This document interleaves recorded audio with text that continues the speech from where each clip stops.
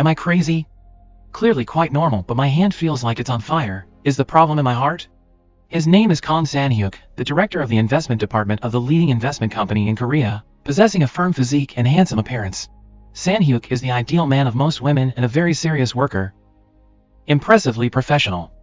For a delivery scheduled on time, he doesn't even hesitate to go to the warehouse, transforming into a driver and delivery person. It is precisely this dedicated work style that San-hyuk alone has established a company with profits up to 70%. So when the doctor says, San-hyuk often feels his right arm is burning, it's likely a psychological issue. San-hyuk, a demanding person, cannot accept this, or admit it as the truth. He insists on discharging from hospital. San-hyuk just returned to the company, knowing the contract he almost negotiated successfully was stolen by a rival company of Han Chi. He angrily sets off to find Han Chi. Mocking him as just a disabled person seizing an opportunity, he bluntly tells him that 30% of the profits he brings to the company actually belong to him. That statement sends a cold shock to him. And the two officially part ways from here. San-hyuk just wants to tame Han Chi, starting to secretly investigate Han Chi's recent investment projects. At the same time, because he doesn't want his burning arm to cause more losses to his work, he secretly goes to see a psychiatrist. Under the guidance of the doctor, a big fire appears in San-hyuk's mind, making him sweat profusely. He can't even stop thinking while buying coffee before a strange girl blocks him, saying he owes her a cup of coffee. Miss, over here. Do you remember this guy? He did take my coffee cup, didn't he? You saw it too. Of course, I remember. That day he directly took coffee from you, saying he had no money. Clear enough, right? Then San-hyuk had his coffee stolen in broad daylight. He thinks being the director of a company, he basically doesn't owe anyone coffee. The girl just wants to start a conversation with him. When San-hyuk was undergoing treatment at the hospital, he had forgotten a memory. Like a child, he owed the girl a cup of coffee. In the end, they still vie for each other. The girl carelessly reached for the coffee cup and burned herself. How filthy! I'm burnt and you're only concerned about being dirty. Oh dear. What should I do with this? There's still some saliva. Why spill it? It smells so good. Being a model might be tough, but at least don't turn into a fly in the sewer over a cup of coffee. A fly in the sewer. When I was in the hospital for treatment, did something happen that I don't remember? When San-hyuk returned the coffee, he generously invited Young Jae's colleagues to join them. What was his intention? I'm responsible for her, but why did you have to buy so much? I have something to ask her for help. This overbearing CEO also knows how to flirt. Young Jae didn't fall for it. She didn't even pay attention. Because she has a boyfriend, she advised San-hyuk to give up. She'll never give him her phone number. Didn't expect San-hyuk to directly intercept her. Didn't expect him to cling on like that. Next life, I'll ask for her number again. Turns out, San-hyuk just wanted to know about the day he forgot temporarily. He held the coffee cup like this, catching the light through the branches like that, and then drank it all up. San-hyuk was extremely puzzled. Normally he doesn't have such odd behaviors. He tried to act like that, but couldn't remember anything. In the evening, San-hyuk found out his competitor, Han Chi, was preparing to buy a large forest area today. Furthermore, Han Chi, to obtain this forest, didn't hesitate to offer 100 billion. Plus, the leading conglomerate Tizong is also eyeing this forest. San-hyuk had a bad feeling, immediately realizing this ordinary forest might have a huge value. San-hyuk couldn't wait and immediately went to survey there, but couldn't find the information he needed and was chased away by the forest rescue team. Then, San-hyuk happened to visit his late grandmother. Unexpectedly encountering a stranger blocking his way home, they relentlessly attacked his car. Then a group of people got off, wielding hammers fiercely attacking the car, completely leaving no way for him to survive. Luckily, San-hyuk managed to escape early. Meanwhile, Young Jae tried her best to save a suicide attempt patient. Upon waking up, he demanded to go to the Golden Stream with his son. He believed living on is a sin, not worth continuing this suffering. This is all I can do for my child. People didn't know how he had to face this world when he came back to life. He continued to do what he felt was right, making Young Jae suddenly recall the trauma of being dragged to suicide with a friend. Young Jae's fear begins to resurface. In a panic, she tries to calm herself down. Where did you get the right to take the life of a child? What are you? In the midst of taking the child, although saving an innocent child, her behavior shocks the patient by electrocution, adding to her use of tranquilizers for 10 years. She was harshly punished by the hospital's discovery, and was transferred to a hospital in a remote rural area. Just when she felt most desperate, she unexpectedly discovered her boyfriend had cheated on her. Suffering mental attack twice a day left her speechless. Fortunately, her father was able to console her somewhat. Young Jae couldn't hold back her tears any longer. The next morning, Young Jae set off for the new hospital, the rough journey almost making her vomit in the car. What's more, the driver, claiming the car was broken, dropped her off in the middle of the road, instructing her to walk through the dense forest with terrifying bird calls. Young Jae was terrified, unsure of what to do. Oh my god! But this place isn't as scary as it seems. The fresh air, the warm sunshine make one stop in their tracks. Enjoying this moment, Young Jae didn't expect to encounter Sang-hyuk here again. Luckily hitching a ride with him, she finally arrived at the hospital nestled deep in the forest. This place far exceeded Young Jae's initial imagination. The doctors were idle to spend their days folding paper. The only nurse was not only lazy but also rude to her. In the clinic they worked, due to the lack of patience, it was covered in thick dust. Young Jae, accustomed to life in Seoul, was extremely disappointed by this. Only confiding to her former colleagues, now imprisoned in this secluded place. Here, not to mention patients, even injured ants dare not enter. Young Jae still hoped for a chance to return to her old hospital, and was unaware that her position had already been filled. Young Jae was forced to the dead end and had to stay. The only joy was the hospital director arranging her accommodation, which pleased her greatly. Meanwhile, Sang-hyuk, relying on terrain surveys, discovered that the competing company Hanchi wanted to invest in exploiting the forest, although there was enough water and light, and enough space to build hotels and amusement parks. It was very suitable for building a resort here, but the dense forest, well protected and once designated as a conservation area, would be difficult to exploit. Therefore, Sang-hyuk believed that this forest was not worth the 100 billion won that Hanchi and the leading conglomerate Tizong were willing to invest to compete for it. Sang-hyuk's intuition told him there was something fishy inside. Leveraging his position, he successfully bribed Tizong's department head, who was leaking business secrets to Hanchi, told him to provide accurate information from now on, then feed false information to Hanchi. Finally, wanting to confirm reliable information, Sang-hyuk dispatched his secretary, monitoring key employees of Tizong Corporation, gaining leverage over them, using it to bribe many others. It turned out that Tizong Corporation, wanting to exploit the forest, had ruthlessly fired many senior officials, then recruited 100% new talents from outside. This made Sang-hyuk uncertain about the purpose they intended to exploit the forest for. Immediately, he sent surveyors and instructed his secretary to go home. Then he ventured alone into the restricted area to take photos, suddenly being spotted by a police car. Bomi suggested he pay a fine for violating regulations. As they were talking, a new memory suddenly appeared in Sang-hyuk's mind. A familiar feeling made him want to learn more about this forest. Unexpectedly, his right arm suddenly felt a throbbing pain as if burned. Sang-hyuk was taken to the hospital where Young Jae worked. Young Jae, come out here, Young Jae. Burnt, Sang-hyuk, what's wrong? My arm is burnt. It's burnt. Young Jae injected him with a sedative, curiously asking what happened to him. Did you experience some kind of shock? The orthopedic surgeon now wants to control the psychiatrist's business, even bullying others. It seems you're much better now, so I'll go now. I don't want to explain. I don't want to explain to strangers. Don't make me explain to others. Stay with me. So, since there are no patients, I have time. I can take special care of you. While Young Jae was tucking Sang-hyuk in, unexpectedly he suddenly woke up. And he happened to hug her, two people who had just met less than a week ago. A familiar song rang in her ears. Young Jae's heart raced. When the two faced each other again, Young Jae realized Sang-hyuk is only hallucinating due to the side effects of the sedative.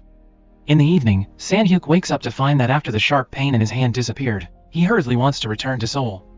Unexpectedly, his legs feel numb. Sang-hyuk starts to blame Young Jae for not being skilled, using too much medication. This makes Young Jae both angry and helpless. Because of Sang-hyuk, on her second day of work she was forced to stay for a night shift alone. She wishes she could drive him out of the hospital like a snake. The shadows of trees appear at night, along with strange sounds outside. Sang-hyuk, wanting her to stay with him, starts making up dozens of horror stories. Young Jae, who is afraid of the dark, is too scared by him to make a sound. Young Jae is even afraid to go to the restroom alone, has to go together even for a drink of water. Young Jae curiously asks Sang-hyuk what song he sang while sleeping, but he has no recollection of it. Young Jae gives up, and the two of them stick together, spending a long night in the woods. The next morning when Sang-hyuk prepares to leave, he finds Young Jae also packing to return to Seoul. On the way, he accidentally sees a scar on her chest. Is she hurt? Yes, it's from when she was young. Why are you embarrassed by such an insignificant matter? It's not your fault. To you, is having paranoia very embarrassing? Is paranoia your fault? Young Jae's words unintentionally comfort Sang-hyuk, suddenly giving him a bit of motivation. In fact, Sang-hyuk already knew. Young Jae used a stun gun on someone to save a child, and was transferred to a remote mountain hospital. Sang-hyuk points out a path for Young Jae, hinting that she should go against the wind. Appear in front of the crowd to shape public opinion. What does it matter if the mood is down in the market? Then the other values will be lowered. Young Jae thinks for a long time, but she solemnly decides to stay here. Because she believes that relying on the public for fame is just a facade of emptiness. My true value does not need anyone's recognition. I acknowledge myself, that's enough. Public opinion can create illusions, but it cannot recognize the core value of oneself. I had forgotten this. This time, each step of Young Jae is very resolute. She wants to stay here, to utilize the value of a doctor. After Sang-hyuk returns home, he looks over the photos he took of the forest, still feeling very strange. Suddenly, he sees a photo Young Jae secretly took of him smiling. He doesn't understand why he feels like he's known Young Jae for so long. The next day, news that Sang-hyuk sent someone to secretly gather intelligence is leaked by his rival Han Chi. The chairman, wanting to avoid the issue worsening, intends to send him abroad.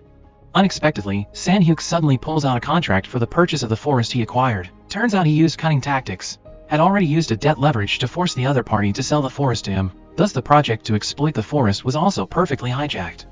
Recently, through investigation, Sang-hyuk discovers, in recent years the forest had invited many people to exploit it, but the main reason for their failure was because the special rescue team wanted to use this forest. The rescue team needed relocation. One day, Young Jae is washing her hands by the stream. Suddenly a helicopter appears from nowhere. While she is startled, she accidentally hears a familiar sound. Please step back a little, there are insects flying under the water. This is the unique CEO I have ever met. For a forest acquisition project worth 100 billion won, he had transformed himself into a member of the rescue team based here. Even more extravagant, Sang-hyuk did not need much effort. Took the examination with the highest score, passing the most stringent test of the aerial rescue team. When Young Jae sees him appear in the forest in rescue gear, she is very suspicious, wondering what this profit-first CEO is planning to do. Anyway, Sang-hyuk is not someone who helps others without a reason, yet he managed to perform a successful rescue. Could it be that he fainted that day and now has a mental issue? Although Sang-hyuk joined the rescue team smoothly, he's discriminated against and bullied for being too handsome and seeming unable to endure hardships. Sang-hyuk first experienced helicopter rappelling, struggling to control his body balance. Despite endless practice, he's still schemed against by teammates. Deliberately left hanging in the air for hours, how could such an arrogant man be bullied? He immediately reports to the team leader, calling this mob bullying. Unexpectedly, the team leader says it's an instant drill, as many unexpected issues can occur on site. Many situations require aerial practice, and the team members he looks down on were all trained in military survival. After years of toughing it out on rescue scenes, Sang-hyuk looks at his calloused hands. Only then understanding the hardships of the rescue team, realizing this is just the beginning. Only through repeated trials and the healing of wounds can one naturally jump down. But will that day ever come? You're such a coward. Seung, who has been working here for many years, has always looked down on Sang-hyuk. He believes that a man who dresses head to toe in designer clothes, it's impossible to get to such a remote forest as a rescue worker. Don't play games, I'll keep an eye on you. By day, Sang-hyuk trained. By night, he worked overtime on forest exploitation plans with the planning secretary. Even when he got home, he didn't forget to practice training material, but he lived too far away. Urgently called by the rescue team, he rushed there, but arrived one step too late. The team had already completed the mission and returned within 30 minutes. He had to be there on time, while his place was an hour and 20 minutes away by road. Are you brainless, kid? Do you know if you're absent, other members have to work harder? Can't let a kid like you mess things up. Putting my team members in danger, disappear and go back to your palace. Sang-hyuk didn't give up. The next day he immediately went to find a room around here, but finding a decent place without being too old or strange smelling was hard. Luckily, with the help of a broker, he found a house with a decent design. Sang-hyuk immediately relaxed. Oh, what a rare body. While enjoying the afternoon with cool weather, suddenly he heard noisy music. Oh, Sang-hyuk couldn't believe that his neighbor was Young Jae. How could they bump into each other here? Sang-hyuk recalled the scene earlier that made him furious. Young Jae was also speechless. Who'd have thought CEO Sang-hyuk, usually in a suit, would freely roam at home? Both legally rented, neither could evict the other. For the freedom and comfort of each, they had to set 3 rules. First, no wandering around the living room half-dressed, or randomly opening each other's doors. Third, no playing music too loud. Young Jae couldn't hide her suspicion. Are we fated enemies from past lives, always running into each other everywhere? At night, when Sang-hyuk heard birds chirping, he reflexively mentioned the species of the bird. That made him start to doubt his abilities. How could I know this? But then, he correctly guessed the call of another bird. Impossible. At the same time, Young Jae was awake. Earlier, her senior had called, inviting her to the chairman's book publishing party tomorrow. Seizing this opportunity, she aimed to return to headquarters early, but Young Jae also heard that her ex-boyfriend tomorrow would announce his engagement to the chairman's granddaughter. Young Jae felt frustrated, neither love nor career was going smoothly. As she pondered whether to attend tomorrow, she ultimately had to face the truth. She made herself up beautifully to attend the party, striving to return to headquarters soon. Summoning up her courage to visit the chairman, Young Jae was unexpectedly snubbed for lacking prestige. With the help of her senior, Young Jae managed to exchange a few words with the director, only to be interrupted by others. Feeling utterly desperate and insignificant, Young Jae sensed she didn't fit in with the sycophantic nature of the others. Suddenly, Young Jae's button fell off, as she bent to pick it up. Someone stepped forward, who happened to be her ex-boyfriend who had once abandoned her. What enraged Young Jae even more was even his marriage was impending, yet he shamelessly claimed to always worry about her. Young Jae couldn't saw him as a human, shifting from one pot to another. Clearly, he was greedy and manipulative, a man who used women to enrich himself, yet had the audacity to claim regret over breaking up with her, saying days without her were worse than death. Years of affection brought tears to Young Jae's eyes. She felt her feelings for that deceitful man were not worth it. At the ceremony, everyone congratulated the chairman's granddaughter on her upcoming marriage. Congratulations. Congratulations. Young Jae, lowly, was coldly ignored by all. Abandoned by this society that valued power, she hesitated to leave, only to be unexpectedly intercepted by Sang-hyuk. Congratulations, Mr. Chairman. Pleased to meet you, Director Kong. That's right, this one is the one sent to the remote Marion Hospital. Young Jae, the external medicine doctor, also lives under my roof. What, are you married now? We were planning to get married. Congratulations. Congratulations. Young Jae felt extremely uncomfortable wanting to escape Sang-hyuk's embrace, but he held her tightly. Young Jae endured until the end of the ceremony before confronting Sang-hyuk. Marriage was no game. How will I work at the hospital later? Haven't you thought about that? Young Jae angrily left, not returning home until midnight. Sang-hyuk also lost sleep worrying about her. In fact, during the day, Sang-hyuk accidentally overheard Young Jae's ex-boyfriend, who dumped her for his vast wealth. Seeing Young Jae lonely at the party, Sang-hyuk felt painful. That's why he chose to help Young Jae, but didn't know that would make her angry. Why do you always make people angry like that? Are you directing a romantic movie? Taking on the role of the boyfriend appearing when the girl is betrayed, he thought no one would notice. Huh? Yeah, probably no one will notice. Don't you see people's reactions starting to change? Sang-hyuk, a businessman, doesn't hesitate to use tactics to achieve his goals. He believed that given the situation at that time, Young Jae using him to boost her fame was the best choice. But this made Young Jae feel like she was no different from taking advantage of other. She didn't want to become someone scorned by others. In your eyes, am I that ridiculous? You don't understand. She stole my man. No matter how hard I try, I can't stand tall in front of her. That feeling of trembling hands isn't about stealing someone else's man. Perhaps she's just a cleaner. The pain of being abandoned has deeply engraved into Young Jae's self-esteem.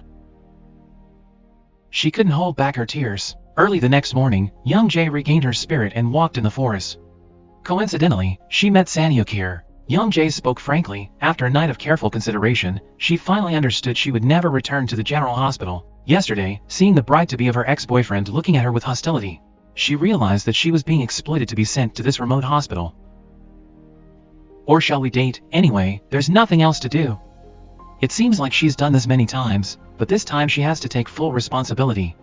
At that time, Young Jae still didn't know how determined Sang-hyuk's gaze was. Yesterday, because Sang-hyuk lied in front of everyone, Young Jae was said to be his unmarried wife, leading the heads of departments and senior doctors to send her here, discussing her return to the general hospital. Anyway, Sang-hyuk is the hospital's top VIP client. No one dares to touch him.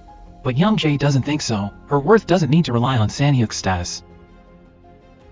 So, she decided to stay at this small hospital, focusing on becoming a good doctor, to provide a better environment for patients. She changed the entire atmosphere of the hospital, installing comfortable chairs in the waiting room, bringing warmth to the cold rooms, even providing free medical checkups for elderly villagers, hoping to attract more patients to revive this cold hospital. But the old ladies didn't think so. Basically, they didn't believe this new doctor. They used all means to drive Young Jae away. Feeling helpless, she returned to the hospital after a failed day. Unexpectedly, Sang-hyuk suddenly brought a big teddy bear along, even admitting that they were on a date with her colleague, and even calling her a child with a cutesy tone. Young Jae was extremely perplexed, shocked by his exaggeration that made her skin crawl. Unable to swallow this creepy affectionate behavior of Sang-hyuk. What's the point of this? Take it away. Have you gone crazy? Don't be like that, you can only look at me. The chef immediately stepped in, treating everyone to a sumptuous lunch. Colleagues admired to the point their eyes sparkled. Only then did Sang Hyuk get to the main issue. It turns out he did it for this reason. To prevent Young Jae from being bullied by colleagues, he voluntarily became her backer. After achieving his goal, Sang Hyuk still tried to act with a lingering look, saying a few affectionate words that made people shiver. This little girl, I want to put you in my pocket. Young Jae almost vomited on the spot. Don't do that, just look at me.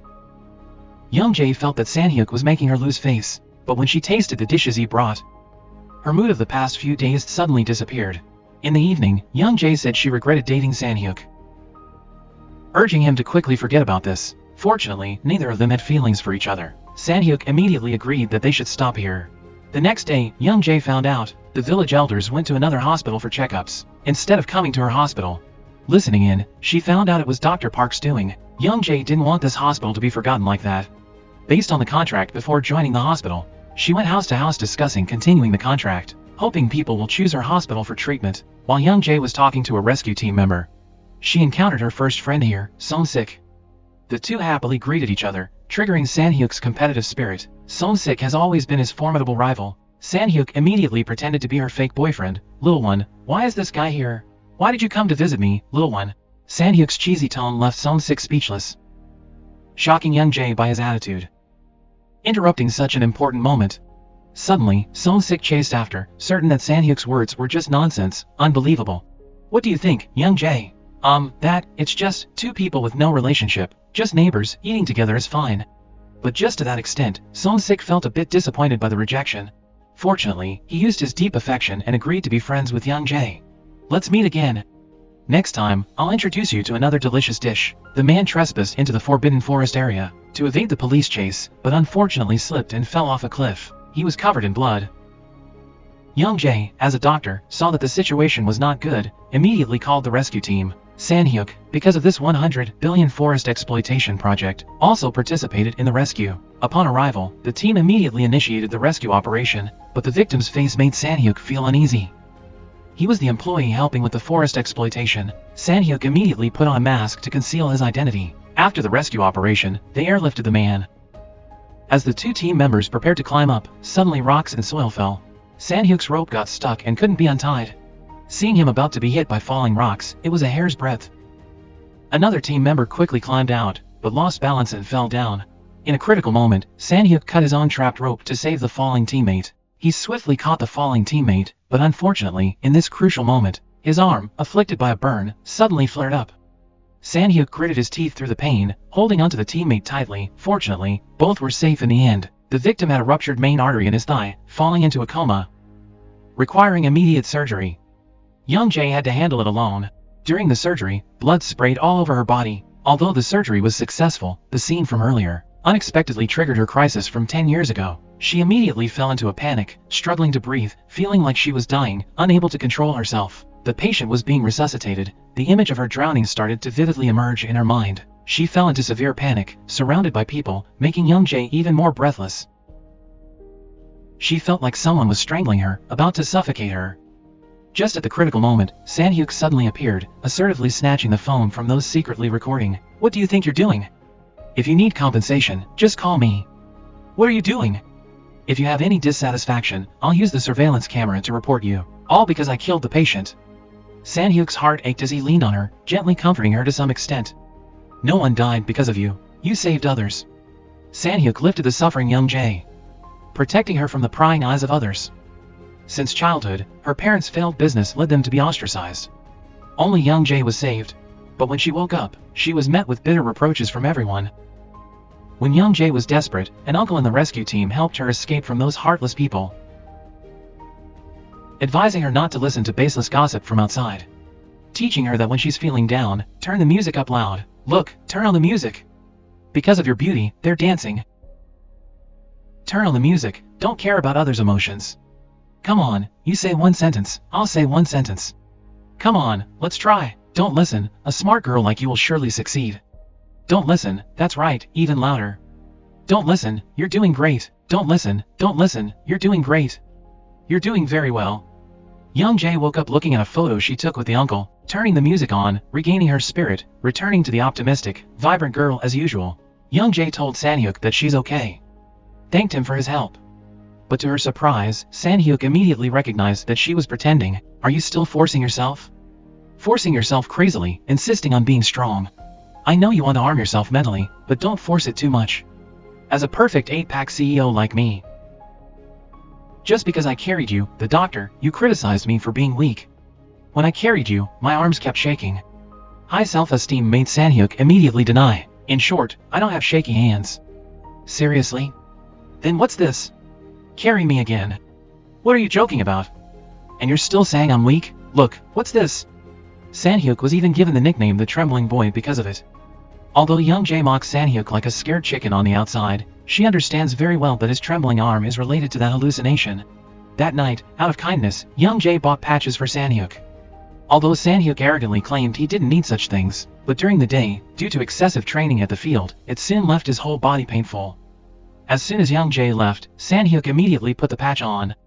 Suddenly, a shrill cry echoed in Young Jae's room. Before Sanhyuk's brain could react, he had appeared in Young Jae's room. A gecko running amok startled her. Even her legs couldn't rest, fearing the gecko would crawl into her clothes. Where? Over there. At that moment, Sanhyuk's strength suddenly surged, using his bare hands to catch the gecko. Did you catch it? Oh, it's already lost its tail and escaped. Where did it run off to? When they calmed down, they realized the atmosphere was a bit tense. Sanhyuk immediately released Young Jae. Oh, what's this? A patch. It's really funny, didn't I say I would never use patches? Young Jae noticed the patch on his back was misaligned. With kindness, she adjusted it for him. Don't be shaken, I'm just a doctor treating a patient. After putting on the patch, Sanhyuk was about to leave. Then he saw many snacks on Young Jae's desk. The familiar taste made him praise them incessantly. Everyone thought a refined CEO like Sanhyuk must have been born with a silver spoon. In reality, Sanhyuk grew up thanks to his grandmother's sidewalk vegetable sales. Until now, everything he had achieved was his own doing.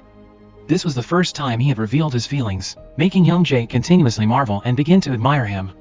The gecko had lost its tail but still tried to flee. If only human memories could disappear, it would be great. In fact, Young Jae was once a highly skilled psychiatrist. As she was about to be promoted to the psychiatric department, she suddenly got transferred to the outpatient department, keeping her specialty. But because she wasn't brave enough, so she chose to run away. At that time, Young Jae met a female patient who endured frequent sexual violence and suffered from an eating disorder. No matter how much time passed, her heart remained stuck in that pain. The tragic past of the girl made Young Jae unable to accept, leading to frequent relapses of her trauma. She chose to run away to make herself feel better. At that time, all the doctors thought that her running away was very weak, but Sanhyuk was the first to say it wasn't running away, it was cutting off the burden. That's called being smart, not weak, acknowledging one's limitations. If you feel like you can't bear it, it's better to give up while you're still standing. At that moment, Young Jae looked at Sanhyuk, and her heart seemed to flutter. For the first time, feeling her heart healed, Sanhyuk returned to his room. Remembering Young Jae losing control during her panic attacks. Don't leave me, Mom, hold my hand, Mom, please, Mom. Someone haunted by a childhood accident. Someone afflicted by unexplained hallucinations, tormented daily. Two people with similarly tragic lives. Unintentionally finding some solace in each other's presence. Is artificial respiration necessary? At that moment, Sanhyuk sat among the crowd, although Young Jae smartly responded. Sanhyuk didn't understand why he felt jealous. Seriously, are you listening? Do you know when to stop? Is it time for dinner? Young Jae was warmly invited by Seung Sik to sit at the same table. Seeing that, Sanhyuk immediately sat opposite her, shooing Seung Sik away. Hearing Seung Sik affectionately say our Young Jae. I'll have a meal with you tomorrow. Sanhyuk immediately declared sovereignty, saying Young Jae couldn't be without him. What nonsense are you talking about? Isn't it? Who was it that wrapped me up yesterday? Sobbing and noisy, that was because of the gecko. Young Jae felt the awkward atmosphere and hastily made excuses to leave, although you're living in the same house with my Young Jae. Every day I will confirm whether she is safe or not. First, she's not your Young Jae. Second, if you say I'm dangerous, the one in danger is me, because she's very proactive, she wants to get on with me. Early the next morning, Sanhyuk went out to meet Young Jae. Remembering her saying she would never cry for him, he immediately teased her with unusual vigor. Yesterday, being with Seung Sik, she was so happy that her cheeks almost reached the sky. Young Jae stood her ground and responded in kind. As a result, the two bumped into each other right at the rescue team. Today was the competition among the rookies of the rescue team. Each had to rely on GPS to find the target set in the forest. The first to find it would be the champion. Although Sang-hyuk had never done this before, he volunteered to participate in the competition with the team captain. The main purpose was to win the championship and earn points for the team. If chosen as the outstanding team member, the whole team would receive advanced equipment. In reality, it was because Sang-hyuk had promised the president beforehand. He pledged to us the rescue team within 3 months. So he had to elevate his rank. Get the access card to penetrate the rescue team's central data. As the competition began, Sang-hyuk strove to keep the group ahead, but he understood very well he couldn't compete with the seasoned members of the team.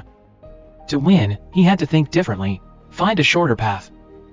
Even if it meant wading through rugged streams, Sang-hyuk had to take a risk. Unfortunately, he was swept away by the current. His GPS locator was damaged, and the signal was lost. What's going on? What happened to him? Team Captain Sang-hyuk thought Sang-hyuk was injured, immediately sending someone to rescue. Young Jae was equally worried. She ran heavily towards the forest center. Kang Sang-hyuk, come out here quickly. Answer me, you rascal. Kang Sang-hyuk. Why? Are you about to cry because of me? So it turns out that Sang-hyuk was just swept away by the water earlier, fortunately managing to climb ashore. That scene made him suddenly feel very familiar. In his mind, memories from childhood immediately emerged. Then, based on that vague memory, he found a shortcut to the destination. He was the first to reach the finish line, winning the championship. But after returning home, Young Jae began to feel confused for some reason. Why should you be scared? Why? Oh, it's really... Suddenly she heard a noise, peeking out the door. And she saw Sang-hyuk coming home. We still have something to talk about. Without waiting for Sang-hyuk to finish speaking, Young Jae immediately hinted at the clear boundary of their relationship, saying she was worried about him only because of professional ethics, without any feelings for him. Unexpectedly, this time when Sang-hyuk came, just a reminder, no clothes outside the door. He didn't care about today's events in the forest. What a stroke of luck. I was worried he might think something else, expecting what? So, no more thinking nonsense, okay? I should say this instead. Have some self-respect, stop with the nonsense. Young Jae accidentally discovered a lake in the Mirion forest. She didn't take a picture. Yeah, didn't want to. Young Jae wanted to remember this wonderful scene in her mind. Because opening photos should be done frequently, but memories can come back anytime. Young Jae closed her eyes, lost in the forest scent and birdsong. That scene unexpectedly made the heart of Sang-hyuk flutter a little. But next, Sang-hyuk has something more important to do. Recently, because of planning to build a resort here, he has been secretly acting like him, prioritizing interests for swift forest exploitation. He has secretly summoned the best lawyers, tasking them with finding legal loopholes related to the forest, because Sang-hyuk believes that only through legal domination, skillfully exploiting the law, can one make a lot of money. Then he went to Councilman Kim, who granted the forest exploitation permit, offering very convincing benefits to persuade him not to designate the forest as a conservation area. Sang-hyuk also specifically sent someone to find mistakes.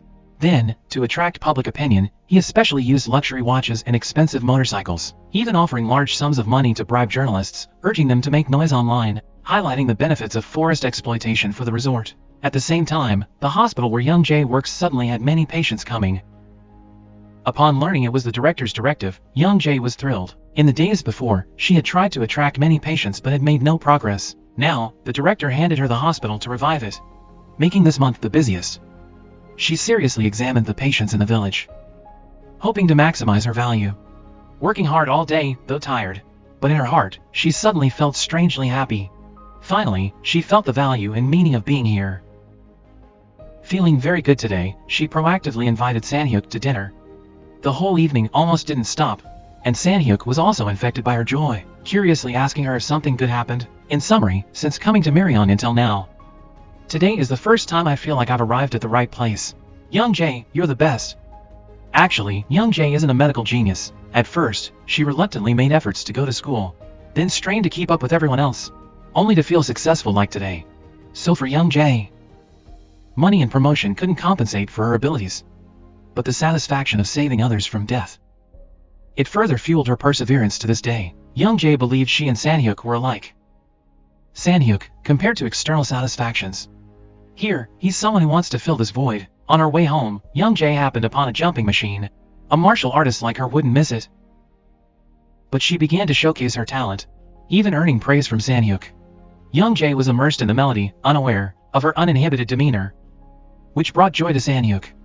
Although not participating, just seeing her like that was enough joy. This morning, Young Jae learned from a colleague. Yesterday the hospital unexpectedly had many patients like this, not the director's arrangement. But because Young Jae had someone with lots of money making things happen. Dr. Park, what do you mean by this? Still playing dumb? Why would someone with so much money be interested in this small Marion hospital? Dr. Young Jae getting upset over no patients? Young Jae's mood suddenly plummeted, realizing that yesterday's feeling of success and trust was all a sham, relying on the chairman to hide her using money to buy it. So, in her colleague's eyes, she became a hypocrite. She sat sadly by the stream. One of her shoes carelessly fell into the water. She was about to pick it up, then saw Sang-hyuk step ahead. Anger immediately surged within her. She changed her expression towards him. Unaware of what was happening, Sang-hyuk was about to surprise her. Thank you. I didn't expect Young Jae to overlook this. She coldly walked away. What's wrong? You don't even want to look? I've said thank you. Why are we still arguing like before? It's really fun. Fun, isn't it? Yes, I've accepted the patients you sent. I'm ecstatic. Thinking it's not because of money but based on capabilities. Like a fool accepting a sense of accomplishment. Young Jae wants to showcase her own value, not dependent on others. You've misunderstood. Not everyone who does good expects repayment. Young Jae thinks Sang-hyuk wants to advance further with her. But she doesn't like his domineering nature, using deception to win her over. The two parted ways. She once said she wanted to date me. Don't like it, you're not my type. It's really beyond words. Not your type? Not your type, how funny. Sang-hyuk went home to review the photos he took in the forest. Seeing Young Jae made him pause for 2 seconds. But that made him notice the familiar tree. Sang-hyuk sought out that tree, an invisible force pulling him closer. I'll hide it here. Sang-hyuk carried with him a sense of unease. After fumbling around inside the tree trunk, he indeed found something. Unfortunately, he didn't have any impression of them. As he was about to leave, he saw an old man. Suddenly feeling a sharp pain in his arm. Are you okay? Do you feel better? Yes, I'm fine. After the old man left, Sang-hyuk also returned to work. At that moment, a forest incident caused a house collapse. Sang-hyuk and Song-sik were trying to rescue the stubborn old man inside the house. Unfortunately, the roof suddenly collapsed, resulting in both heavily injured shoulders. Sang-hyuk, Song-sik. I'm fine. Get them inside quickly, hurry up. The chairman, a skilled player in romance, is criticized for never having loved. Retract I've never loved before. That's your clearest misunderstanding of me. Young Jae looked straight into his eyes and slowly approached. To prove her words, she directly measured his heartbeat. You've never loved anyone before. Not that you don't know what true love is. Young Jae once again moved closer. Sang-hyuk's heart rate began to raise. Your heart answered that I was right.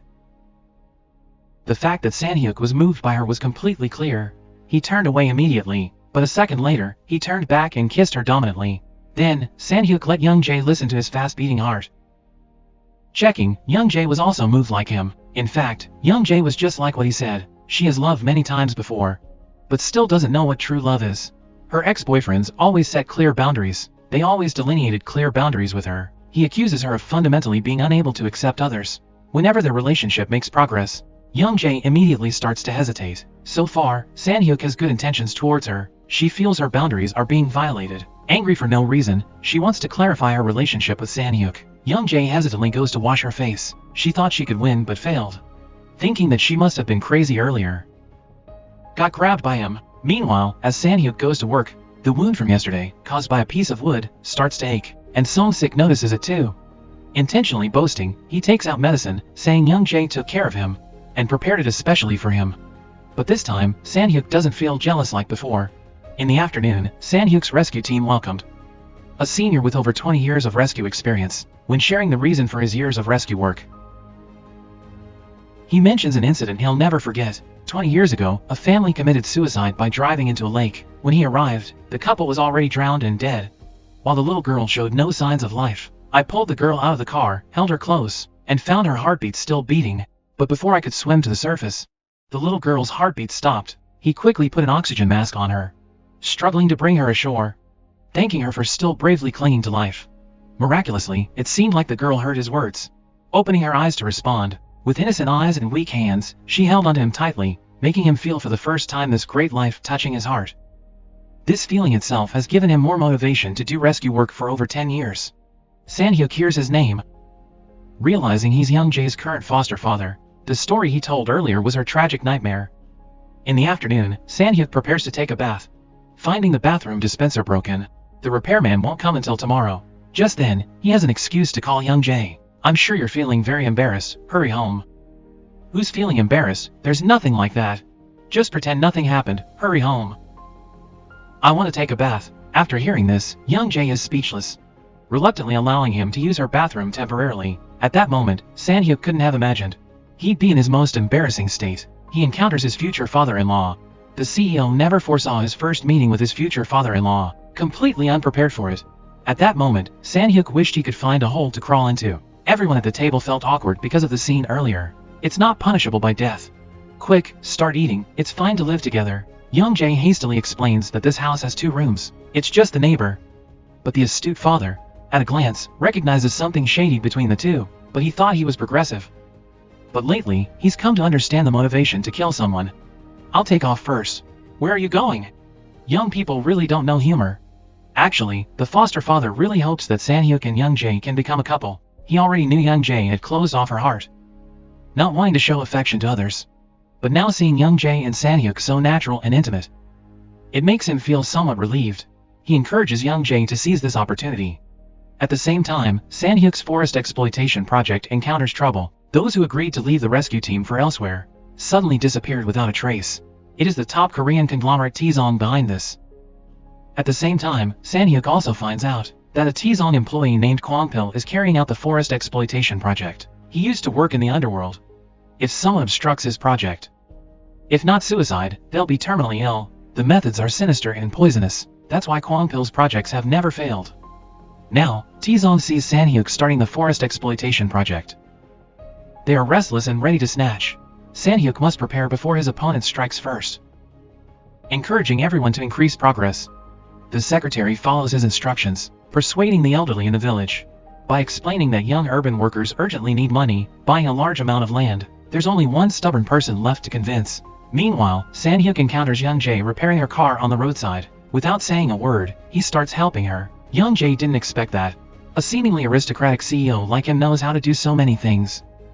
As San-hyuk prepares to go into the house to get tools, he notices Young Jae's broken hair tie and conveniently uses a handkerchief to tie her hair temporarily. This seemingly gentle gesture leaves Young Jae so moved that she's stiff as a board. Even San-hyuk, because of this beautiful scene, inadvertently strokes her face. San-hyuk is extremely embarrassed. He hastily says he'll bring the tools after finishing the repair. Then he retreats to the room to compose himself. Suddenly, Young Jae notices a drawing that San-hyuk dropped. And this drawing is identical to the one she accidentally saw in the forest. No, why does he have this? Young Jae rushes to the mountain to confirm. At that moment, San-hyuk in the forest notices the drawing too. Suddenly, the earth shakes around them. San-hyuk's arm once again transmits the sensation of burning. Young Jae arrives just in time to see the scene. San-hyuk flatly refuses the injection, insisting on enduring the pain, because he believes this can only be seen as a routine occurrence. In the following days, he only felt pain whenever it flared up. Enduring San's injection, gritting through the pain, Young Jae didn't understand why San-hyuk had to do that. Suddenly, she remembered his words. I have a friend who is an orphan, abandoned by his parents since childhood. Every morning he wakes up, he'll awaken himself in the mirror. I am my own guardian. Only I can save myself. I don't know who to rely on in this world. San-hyuk, you're wrong. You're not alone in this world. You have me. If suffering alone becomes too much, I'm willing to be the shoulder for you to lean on in difficult times. I'll be by your side when you're in pain. Young Jae takes care of San-hyuk all night. Before leaving, she conveniently puts the drawing he dropped on the table. At that moment, she notices a piece of paper listing her hobbies. Young Jae doesn't like peppercorns. Do not put it in. Young Jae has a childlike taste. Put more cheese in. She says I'm not her type. Young Jae's perspective seems to be 20,000 kilometers under the sea. Young Jae remembers the day when San-hyuk wanted to date her. Originally, she thought he was joking, but she didn't expect his sincerity. Young Jae is deeply moved. Seeing San-hyuk suffer even in his sleep, she can't bear the pain in her heart. What's weighing on you, San-hyuk? Young Jae has always been introverted. This time, she bravely steps into San-hyuk's life. Early the next morning, Young Jae busily makes breakfast for San-hyuk, then takes him cycling up the mountain to relax. Starting today, I'll start seducing you. San-hyuk remained unmoved. He simply thought Young Jae pitted him because she witnessed his vulnerability yesterday. But upon their first meeting, Young Jae had already spotted San-hyuk's weakness. To Young Jae, San-hyuk had always been an invincible hero. She only hoped he could shed his tough facade, accept her feelings without reciprocating. Sang-hyuk, upon hearing this, dropped his guard, silently accepting Young Jae's words. He then quickly resumed his work. To uncover why the rescue team had to relocate without objection, he stealthily entered the data room, searching through years of documented files. Many detailing casualties rescued but lost due to the team's distant location during transportation. Furthermore, the rescue team's airport was plagued by strong winds and fog, two fatal weaknesses. Sang-hyuk felt an odd sensation, wondering why the rescue team insisted on a disadvantaged location. Unexpectedly, a colleague mentioned that the forest had once suffered severe wildfires, with no rescue team then, leading flames to spread to nearby villages. It took fervent public outcry to establish the rescue team there. Upon learning this, Sang-hyuk immediately dispatched experts to find the team's weaknesses. Then he sent a team to scout for another suitable location to build the rescue team's headquarters, preparing to relocate them as quickly as possible. Returning home, Sang-hyuk was surprised to find the controls tampered with. He sensed something amiss. Connecting to Wi-Fi, he detected a new signal, realizing he was being monitored. Immediately searching the suspected areas in the house, he found a hidden camera. All of this was the scheme of Tizong conglomerate's Kwangpil. And in Young Jae's room, there were also 3 to 4 surveillance devices. Sang-hyuk quickly realized both were being monitored by competing rivals. Sang-hyuk fabricated a faulty wiring excuse, advising Young Jae to dress modestly and sleep in the living room for the night. Tomorrow, an expert would come to inspect. Yes, if you suspect that I want to sleep with you on the sofa, then I advise you to stop thinking like that. Stop those silly thoughts. I have a lot of work to do today. After a moment of silence, Young Jae remembers that special-looking stone slab. And suddenly, Sang-hyuk experiences a pain in his hand. She curiously asks if he remembers anything. Unexpectedly, Sang-hyuk outright denies, saying that the painting has nothing to do with him. He has no similar memories, and Young Jae knows Sang-hyuk doesn't want to talk, so she doesn't push him further. She snatches his glass of wine. She spoke casually, recounting a patient who lost 10 years of childhood memories due to psychological trauma. Believing they both suffered similar injuries, she was eager to help them. Young Jae hoped to use this opportunity to make Sang-hyuk open up. Just then, the room was unexpectedly flooded. In her panic, Young Jae accidentally knocked over a glass of wine. Both hurriedly grabbed towels to clean up, inadvertently touching each other's hands, starting to feel awkward. Young Jae couldn't contain her emotions, her fingers gently tracing Sang-hyuk's hand. Unexpectedly, Sang-hyuk interlaced his fingers with hers. As they both lost control, Sang-hyuk noticed Young Jae investigating surreptitiously, taking notes on psychological counseling. Sang-hyuk, this... Why are you looking at this? That patient is me. Sang-hyuk also discovered many photos he had drawn on Young Jae's computer. She used to be a neurology doctor. Based on these details, it was easy to analyze Sang-hyuk's psyche. A strong person like him harbors great pain. Someone with internal turmoil and anxiety. The body is the front, the face is the facade for avoidance. Both hands behind symbolize a sense of guilt. Sang-hyuk immediately became angry. He couldn't accept that Young Jae approached him kindly, yet covertly invaded his privacy, treating him like a research subject. All those private places she saw without my permission. Young Jae hurriedly explained, but Sang-hyuk was furious to the point of not wanting to listen anymore. Am I just a patient to you? As you said from the first moment we met until now. Young Jae, do you only see me as your research subject? Why? Is that not true? Then tell me, tonight, Young Jae, you're staying with me, and Young Jae, you're standing right in front of me. Are you a doctor or a woman? What do you hope I'll be? Sang-hyuk was on the verge of revealing his true feelings. Realizing that Young Jae saw him only as a patient, he momentarily became cold. Whatever it is, I don't want it. Then, due to the progress of the forest exploitation project, he no longer needed to stay in the rescue team. Combined with yesterday's argument with Young Jae, he had no more attachments, quickly submitting his resignation. At the same time, a patient with leg pain worsened suddenly after taking medicine.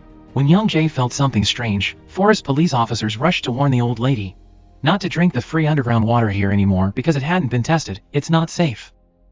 Young Jae remembered there was also an old man in the village, with strange symptoms, knowing he also drank this water.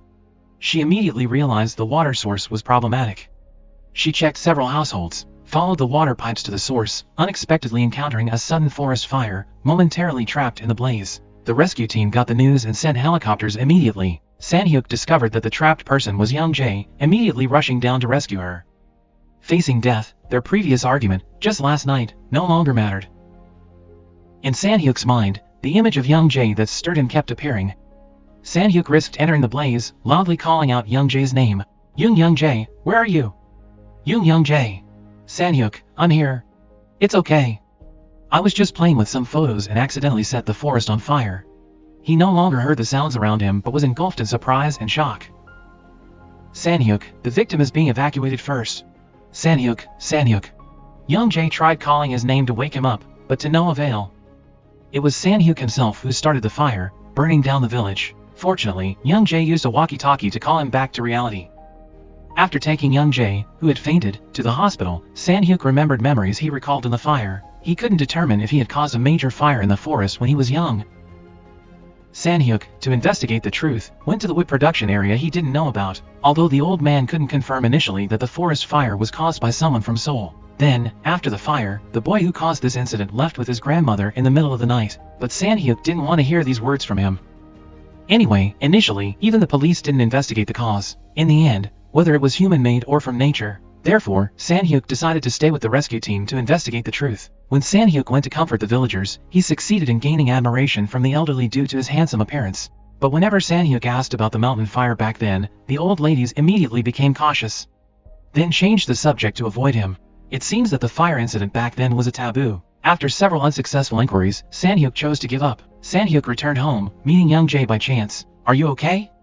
"Yes, thanks to you. About that, if you haven't eaten, let's eat together." "I was just about to cook something." This was Sanhyuk's first time cooking rice for Young Jae.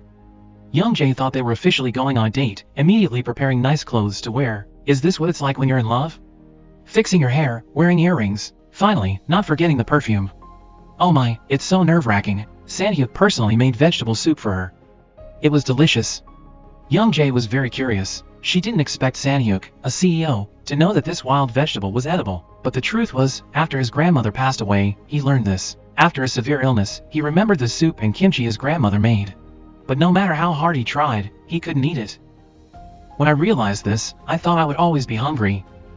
Young Jae, who lost her parents at a young age, also felt this. She once cooked while crying because no matter what she did, it didn't taste like her mother's. After dinner, Young Jae borrowed wine to confess to Sanhyuk. "My feelings, me with you, it's true, I've resonated with you too. Your footsteps in the house, the melody of your song, your sleepy figure opening the door every morning, the sound of the bell ringing beside the bike's bell. Everything makes me resonate and tremble, so I decided to stop. Sanhyuk. I cooked dinner tonight to talk about that. This is the last time." Young Jae didn't understand why Sanhyuk suddenly acted like that. The truth was, Sanhyuk came here for business interests. He was a ruthless capitalist, using any means to achieve his goals. Before getting what he wanted, he wouldn't let anything stand in his way. Whether it was lost memories or Young Jae didn't expect Sanhyuk to hold such resentment. Although the two clearly loved each other, they were forced back to the starting point. Their relationship truly plummeted into the abyss. That's why Young Jae's attitude toward him was so cold that she didn't even bother to say a word to him. This makes Sanhyuk feel a little guilty. Since then, the two haven't met. Unexpectedly, they coincidentally meet abroad later. Young Jae, what's this about?" Sanhyuk, both surprised and delighted, curiously asks Young Jae why she's abroad. But Young Jae, as usual, doesn't care. "Why are you here, Young Jae?" "Young Jae, this woman is really..." Actually, Young Jae is here to attend an international medical conference, also to find a psychologist specializing in trauma treatment for consultation, because recently she received a special patient from the rescue team. After witnessing a teammate being injured in the leg and having to be amputated, just not moving will cause inner turmoil. Moreover, recently if he moves, he won't be able to hear any other sounds. Young Jae suspects he has trauma disorder. She just didn't expect that this psychologist would be her ex-boyfriend. After hearing him call her, Sanhyuk turns back to see that Young Jae is meeting that jerk, immediately annoyed. Going back to the room, she gets more and more angry, wondering if she has a brain, meeting someone who betrayed her. Stay calm. Why does she look so unusually beautiful today? How could she be like this? Sanhyuk thought Young Jae would return to her ex-boyfriend, immediately inviting her to dinner and drinks. Unexpectedly, she flatly rejected everything. Damn it, no matter how angry she is, she has to focus on work. This time he specially flew abroad because he's facing the T-Zone group disputing the forest project with him. Not long ago, Sanhyuk accidentally saw the chairman of the group taking a photo with the villagers. After eavesdropping, he learned that he had previously sponsored the village and also established a rescue team foundation. Moreover, the T-Zone group, to prevent him from leaving the rescue team, has recently spread rumors of a forest fire. Therefore, in order to overthrow the T-Zone group and not let it raise its head, he flew abroad specially, hoping to collaborate with the largest shareholder in the group. But unfortunately, the chairman wasn't interested, rejected him, and said it was a waste of time. Luckily, Sanhyuk had prepared early, went straight to the psychological point of the chairman. successfully got a 10-minute meeting. Sang-hyuk just arrived when he bumped into Young Jae standing in the elevator. Sang-hyuk thought she was dating her ex-boyfriend, immediately closed the door and went out. Kang Sang-hyuk, don't misunderstand, I'm just worried about the neighbor, I don't want you to step on the same mistake. On one side, there's a valuable cooperation worth hundreds of millions. On the other side, seeing the person you love return to her ex. Sang-hyuk, who's usually cold and calculating, suddenly felt conflicted. Someone who always prioritized the company's interests like him, hesitated and chose to pursue Young Jae.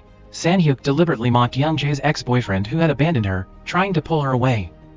Unexpectedly, Young Jae said she came here voluntarily. Sang-hyuk had no right to interfere in her affairs. He should be the one to leave. You should go where you want to go, where you belong.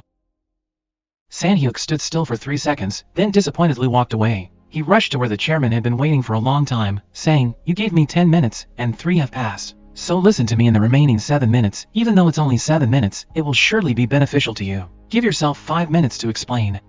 "Thank you, Mr. Chairman." In just a few minutes, Sang-hyuk easily persuaded him to buy Taesong Group. However, the chairman, not wanting any loopholes, demanded that he must obtain a commitment to buy back shares from Taesong's shareholders. After handling this matter, Sang-hyuk still cared about Young Jae, immediately went back to find her, only to find no one there. "The number you dialed is temporarily unavailable, please." "It's impossible, Young Jae is just angry." "But she's not that easygoing. This damn woman." After hearing that her crush went on a date with her ex-boyfriend, they're nowhere to be found.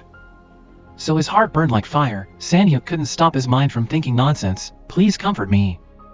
That crazy guy Sang-hyuk makes me uncomfortable, damn it." But the truth was, they were just discussing treatment methods for the patient. When Young Jae was about to leave, Woo Jin reminded her that her feelings for Sang-hyuk were likely just a self-imposed emotional burden, seeing his pain as her own, rather than genuine affection and love. Young Jae began to realize, as she spoke to herself while drinking, that she no longer had feelings for Sang-hyuk, while on the other hand, she was enraged by his coldness. At the same time, Sang-hyuk was troubled and sleepless all night. Then meeting Young Jae early in the morning with Woo Jin, with that crazy guy again? Sang-hyuk secretly followed them, seeing Woo Jin touch Young Jae, his eyes like daggers. But Sang-hyuk knew well that he had initially set clear boundaries, so he had no right to be jealous, only to leave feeling bitter. Sang-hyuk, for work, began to fly to many other countries, persuading Taesong Group shareholders. Because before that, Chairman Hwang promised that as long as he could obtain commitments from the shareholders, he would help him deal with Taesong Group, seize the right to participate in the forest exploitation project. To save time, after obtaining commitments from key figures, Sang-hyuk immediately flew abroad to find Chairman Hwang. Coincidentally, Woo Jin was also there. Sang-hyuk advised him to stay away from Young Jae a bit. Unexpectedly, he said, "I want to get back together with Young Jae." Moreover, he understood Young Jae better than Sang-hyuk. Sang-hyuk retorted that he must be daydreaming, insulting him for it. "You betrayed her, meaning you can't get close to Young Jae." "Because I'm always vigilant, don't even look at Young Jae, don't even try to hear her breath." At the same time, Sang-hyuk knew Chairman Hwang was attending a party, but before going, his mind couldn't stop thinking about Young Jae, so he used the VIP guest status of the hospital to call the director, lying that his hallucinations had recurred, calling Young Jae, who was attending a medical conference, to bring her to the party to find Chairman Hwang. Seeing that Sang-hyuk hadn't obtained all the commitments, Chairman Hwang refused to cooperate with him. However, Sang-hyuk didn't give up. Suddenly, Chairman Hwang choked on food. Young Jae and Sang-hyuk immediately rushed to help. Luckily, there was no danger in the end. While having a meal, Young Jae inadvertently learned that for 30 years, Sang-hyuk had never gone out for leisure. What's leisure? Why? Thinking back, I really have never gone out for leisure. I do everything for achievement, even if it's traveling, drinking, or singing. Even sleeping is for work. So you've never been comfortable? Every day, I'm always tense. Why should I be comfortable? Once you let go, you'll fall deeply. Young Jae was both curious and heartbroken about Sang-hyuk's unusual beliefs. Make him talk, to evoke his past memories. Young Jae deliberately said this to understand Sang-hyuk's inner thoughts, because he never let himself play around. Then, Young Jae took Sang-hyuk to a street performance, urging him to try the cable car. Unexpectedly, Sang-hyuk seemed to open his heart, repeatedly asking to ride it 5 to 6 times. Young Jae was so exhausted, the two played all day. As soon as they returned to the hotel, they fell asleep immediately. Early the next morning, Young Jae woke up next to Sang-hyuk. Seeing him sleeping soundly, she couldn't help but caress him, but suddenly, the phone rang. As Young Jae was about to sneak away, the sound from the other end of the line made her spill cold water. "Director, Chairman Hwang has agreed." The director is truly like a prophet, taking advantage of Dr. Young Jae as a fiancé. It's indeed the right choice. So, San Hyuk used the identity of an unmarried husband to keep her around, just for business purposes. Yesterday, Chairman Hwang choked on food. Her appearance was extremely coincidental, but it was actually a pre-planned scheme by San Hyuk. In fact, San Hyuk had early knowledge of Chairman Hwang's difficulty in breathing, purposely bringing a doctor like her to meet him. Young Jae was momentarily shocked by the revelation, realizing the special treatment he gave her was just a scheme to exploit her. Feeling both saddened and angered, she immediately left without a word. When San Hyuk woke up, he found her not in the room, and her phone was turned off. He hurriedly searched, only to discover Young Jae had flown back home without a word. San Hyuk, baffled, sent her dozens of messages inquiring about her well-being, but Young Jae believed he was a fraudster who didn't want to answer. Back in his country, San Hyuk searched for her. "Isn't it me who should apologize? You just left without telling me anything. I don't want to talk much to someone who only lies." San Hyuk was extremely distressed, not knowing what he had done wrong to Young Jae. In the afternoon, when San Hyuk went to the temple to check the firefighting equipment, he accidentally saw the colorful lanterns. San Hyuk remembered when he went out with Young Jae abroad, she stood under the lanterns, praying. Every year when she was young, her mother would give her a lantern, praying for her health and happiness. So she often stood under the lanterns, seeing her name written on them. It's just a pity her mother is no longer here. At that time, San Hyuk wanted her to be happy, so he proactively hung one for her. "What did you write?" "What's that got to do with you?" "I wrote may all wishes come true, may all go smoothly." "And you?" "May the sun rise, may your career flourish." Oh, yes, but in reality, San Hyuk secretly changed his wish, hoping she would smile because of him. San Hyuk walked slowly under the lanterns, suddenly stopping in his tracks. San Hyuk achieved great success, surpassing others. In that moment, San Hyuk was deeply moved. He affirmed that Young Jae had been here. San Hyuk recalled his secretary saying she had called him before. Calling back, he learned Young Jae had seen through his true intentions. She was angry he only took advantage of her. He deliberately injured his hand. Using that excuse, he asked for leave and rushed to the hospital. Unexpectedly, he learned Young Jae had returned to Seoul. San Hyuk rushed to the bus terminal like a bird. Just as the bus was leaving the terminal, when he was disappointed, he suddenly realized that his mother had also cruelly abandoned him here when he was only 10 years old. "I'll be right back, so you wait here, okay? Don't run around anywhere." Until now, he had seen the same scene. He swiftly pursued the woman with the child. "Mom, what happened to you?" San Hyuk, furious, San Hyuk brought the child in front of the woman. Tell the child quickly. Tell them not to wait, their mother won't come back. Hurry up and make it clear. If you want to abandon them, then say it quickly. Let the child know their mother won't come back. Even if they die, they won't see her again. Be clear with them." Unexpectedly, the woman just got on the bus to get toys for her child. Young Jae stood beside, witnessing San Hyuk's emotions, feeling heavy-hearted. But it was because of this incident that San Hyuk finally opened up about his past, hoping Young Jae would date him. "I won't lie anymore. Please give me a chance." Young Jae knew both of them were introverted people and wouldn't be compatible living together. Suddenly, she noticed his injured hand. San Hyuk wanted her to stay. He disclosed his abandonment by his mother to Young Jae, seeking sympathy and understanding for the first time. "I also hope you'll stay by my side. Don't leave me anymore. Stay with me. You only care about your goals." "I'm afraid the outcome is predetermined." "No. It can't be as you say. Because I already know.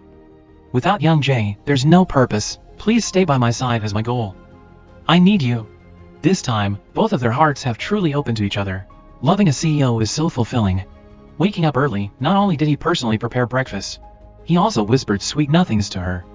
So sweet that Young Jae couldn't stop smiling all morning. Since then, San Hyuk has changed his serious demeanor at the rescue team, always smiling and enthusiastic. His change was so drastic that his colleagues thought he had taken the wrong medication. Even more surprising, San Hyuk spent the entire afternoon fixated on the clock. As soon as it was time, he hurriedly got up to meet Young Jae, both writing questions and answers about love in the woods. When asking what the other saved their name as in their phone, Young Jae became immediately tense, because she saved his name as neighbor's dog since he clearly displayed dog-like behavior when they first met. Young Jae was also curious what San Hyuk saved her name as. My beloved wife, my beloved wife. What did he mean by that? Oh my beloved wife. Young Jae was so happy, never expecting San Hyuk to be that naive. Although on the way home they encountered heavy rain, soaked from head to toe. But that romantic scene only made their bond even closer. Back at home, San Hyuk often gazed at Young Jae's figure, starting to stand in this mountain and that, hoping to always be by Young Jae's side. How could she be so adorable? At the same time, Young Jae's mood was like San Hyuk's, but in the end, she could only suppress her emotions. Writing the word patience on her hand multiple times. Patience. What am I doing?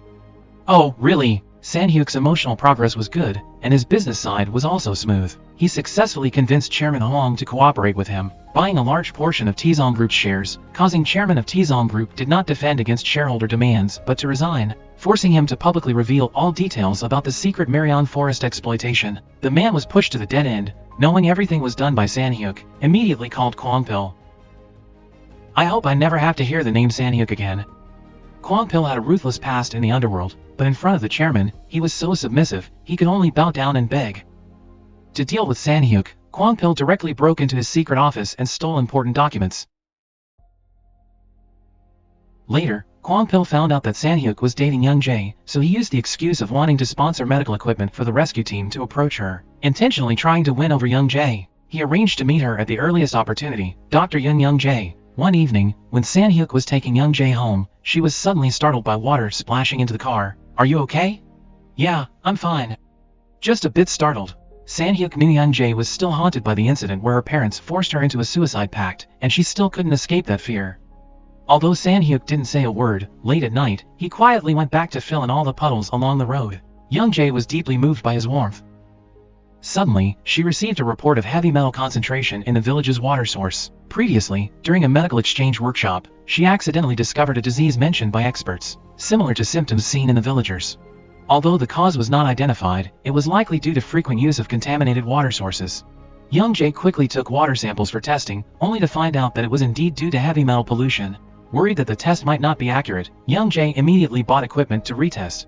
At the same time, Sang-hyuk was on his way home, remembering that Young Jae once said she was most afraid of thunderstorms, so he immediately went to find her. Unfortunately, Kwang-pil got there before him. On a dark stormy night, Young Jae was startled by him. "I told you, we'll meet again very soon." As Young Jae was pulling the old lady, her foot got tangled, and she fell into the pool. Seeing that, Sang-hyuk didn't hesitate, he jumped into the pool to rescue her. Young Jae's greatest fear was deep water, stemming from being dragged into it by her parents during a suicide attempt when she was young. It was a nightmare she couldn't forget her whole life. Young Jae struggled in the water. Fortunately, Sang-hyuk appeared in time, holding her above the water. Unfortunately, Young Jae's crisis didn't change at all, even a bit. When Young Jae woke up again, she realized that Sang-hyuk was still quietly beside her. Because of what happened earlier, her mood wasn't good, she just wanted to be alone and quiet. When Sang-hyuk didn't know how to cheer her up, he suddenly saw the piece of paper where they got to know each other. The next morning, as Young Jae opened the window, she saw Sang-hyuk waving in front of her. "What are you doing? You're indeed a master at staying hidden. Wanting to go camping, just as you wrote, right?" The unexpected joy made Young Jae forget all her worries from yesterday. Just like a child exploring this mobile home, the two of them spent a happy day exploring the forest. In the evening, Young Jae thanked Sang-hyuk for his kindness, gently touching the scar on her chest. Deciding to speak out about the suffering she had endured for the past 20 years. At that moment, after Young Jae fell into the water, the thing that she couldn't understand, her parents used to hug her every day, but that day, they made every effort to drag her into the water with them, to die together. The scene of both her parents dying before her eyes still haunted her to this day. Young Jae bitterly remembered the sounds she heard when she woke up. "You're a cursed child, that's why you're unhappy, because you're cursed." But Sang-hyuk's presence gradually healed the wounds in her, giving her courage to face the past, proving that she wasn't cursed. The next day, as they went to work, as usual, they would say goodbye at the intersection. Young Jae was reviewing the materials given to her by Dr. Park. She suddenly found some photos of patients. These were symptoms of using water contaminated with heavy metals. It turns out, Dr. Park also believed there was an issue with the village's water source, but at that time, the water testing system wasn't functioning normally, so no one believed his words about something being wrong with Myeong Village. In addition, Sang-hyuk's plan to take over the business rights of T-Zong Group's chairman was successful. The chairman, wanting to maintain his position, initiated a forest exploitation project, but had to shamelessly ask his tycoon father for money. But his father looked down on him because building a resort in Myeong Forest would cost a fortune. Unexpectedly, the chairman revealed that the resort was just a pretext. He had a plan that no one would expect. Joo-han struggled to get his father to buy back the shares at a high price, but found himself trapped by Sang-hyuk. He ended up paying him 30 billion won. It turns out, Sang-hyuk didn't initially intend to oust Joo-han from his position, he just wanted to divert his attention. Joo-han, in a fit of rage, reported Sang-hyuk's investigation, saying from now on, Sang-hyuk will be dealt with by him personally, and bring this daughter here. "This boyfriend of yours, the CEO, couldn't have dreamed of such a thing." Sang-hyuk watched his girlfriend shop but didn't purchase anything due to the expensive clothes. He immediately secretly made a call, using his VIP status to leverage his capabilities. With a glance, Sang-hyuk signaled, and the staff disclosed the dress's hefty original price. But being the last one left, it was on a special discount. Young-jae thought she had found a bargain and eagerly tried it on. The pure white dress on Young-jae made her even more elegant.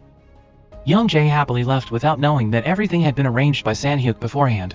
The VIP guest has left. The VIP has left. The next day, Young-jae wore the dress to attend her foster father's retirement ceremony. They enjoyed a cheerful dinner together. Sang-hyuk also got to see some childhood photos of Young-jae. He was completely captivated and wished he could time travel to meet her. In the evening, Sang-hyuk was busy reviewing the suicide case files from Young-jae's family. He recalled how Young-jae's foster father had advised her. He suggested visiting her parents, but Young-jae firmly refused, prioritizing her need to heal and her deep concern for them. On normal days, Sang-hyuk would praise Young-jae in every way. "Thank you for growing up so well." Sang-hyuk sought to help Young-jae conquer her fear of water by suggesting they play near the stream, gathering stones as an excuse. Young-jae smartly understood Sang-hyuk's thoughts but was still very afraid of deep water. "How about you? Are you afraid?" Sang-hyuk gently guided her, saying that whenever we immerse ourselves in water, we will be very scared. He felt the same way, but if we can overcome this fear over time, we will feel a sense of accomplishment.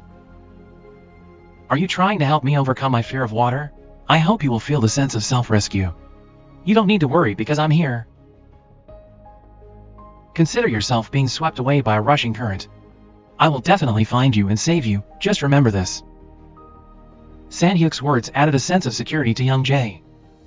The next day, Sang-hyuk encountered an incident that triggered his old illness. A family experienced a fire tragedy. When Sang-hyuk rushed in to turn off the gas cylinder to save the trapped people, he found that the child was lying motionless. At that moment, Sang-hyuk was both scared and panicked. In his mind, the scene of him singing with another girl while waiting for his teammates came up. Sang-hyuk lost consciousness while attempting to hold the girl's hand amidst the fire. When Sang-hyuk woke up, he was in the hospital. Did they manage to save the child? Young-jae knew it was Sang-hyuk's first failed rescue attempt, especially involving a child. In his heart, he would definitely be greatly shocked to express his feelings and emotions. At that time, "Just tell me everything, I'll listen, Sang-hyuk." Young-jae recalled that when he lost consciousness, he sang a children's song. Combined with the incident of the previous fire that killed many people, Sang-hyuk feared he accidentally started the forest fire, worried the little girl might have perished. Young-jae gently hugged him to comfort him not to force himself. "Whether you speak or not, it's okay, I'm here now."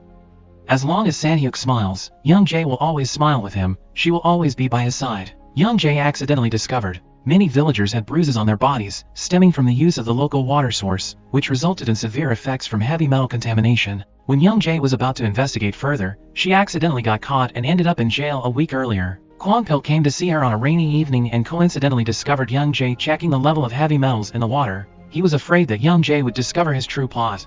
Under false pretenses, the conglomerate planned to set up a rescue center, suggesting Young-jae as manager. Seizing that opportunity to control her, Young-jae initially didn't intend to agree. But recently she discovered that many people in the rescue team had psychological issues. Not only Sang-hyuk suffers from delusions, it was also because they witnessed teammates being forcibly trained, or the loss of the closest teammate in the rescue team's fire incident. Due to excessive drinking and poisoning, they all had a hard time explaining why time passed so slowly. Why that cruel scene always appeared vividly in front of them. Why do I have to drink so much but still can't forget and instead remember more clearly? Young-jae learned that 10 years ago, many rescue team members opted for suicide rather than wait for help to arrive. She believed that psychological treatment was an indispensable method. Finally, she agreed to Kwon-pil's proposal. Unexpectedly, that decision plunged her into the fire. Meanwhile, Sang-hyuk visited the old man who staunchly refused to sell the forest to thwart the resort construction project. His secretary had tried to persuade him several times, but to no avail. Moreover, he rallied many people to refuse to sell the land to him. Sang-hyuk had to take matters into his own hands. He proposed conditions the old man couldn't refuse, like arranging for the letter writer to introduce him, helping him become a member of parliament as he desired. This was a dream that money couldn't buy. Then, Sang-hyuk deliberately said Kwon-pil couldn't get him this. Seeing that he didn't object, he knew he didn't want to sell the land, because he found Sang-hyuk's proposed conditions too harsh to cooperate with the Tizong conglomerate. His rationality was immediately shaken, so he decided to sell the land to Sang-hyuk, resolving this trouble. Sang-hyuk immediately informed the chairman to officially start the construction of the resort. Sang-hyuk accidentally discovered the Tizong conglomerate had invited many professors. Geologists squandered money exploring this forest's geology. This strange behavior was also noticed by the secretary. Sang-hyuk knew the chairman of the Tizong conglomerate was very clever and would not waste money, so he decided to meet with the chairman to request the research costs back to excavate that piece of land. Sang-hyuk and the secretary were instantly banned upon entry. What's going on? Even more surprisingly, the department Sang-hyuk was managing had been disbanded. And Sang-hyuk was also demoted. Sang-hyuk remembered that Young Jae had said before, the water here was contaminated with heavy metals combined with the Tizong conglomerate having spent a large sum on that land. He immediately realized something. They didn't want to build a resort, the Mirion forest was hiding a huge treasure. At the same time, Young Jae went to the nursing home and found the old man often using contaminated water. Noticing his worsening leg bruises, she quickly requested his transfer to a larger hospital. After getting the consent of the family, Young Jae went with him in the ambulance. Unfortunately, the old man's heart stopped, and Young Jae was unexpectedly arrested by the police for unknown reasons. Sang-hyuk sent people to dig the forest, wanting to know what it was hiding. Unexpectedly, a second later, the excavator rushed towards him. Sang-hyuk was forced to fall down miserably, watching red liquid flow from the ground. Sang-hyuk believed this forest was hiding a big secret, and he finally escaped death. When he returned to investigate further, he found that the pit had been filled in. At the same time, Young Jae also encountered deception, arrested by the police for kidnapping. Initially, upon receiving news of the family's consent, she transferred the old man to another hospital. But now everyone denies it, blaming Young Jae for attempting to kidnap someone. How could that be? How could it be so unreasonable?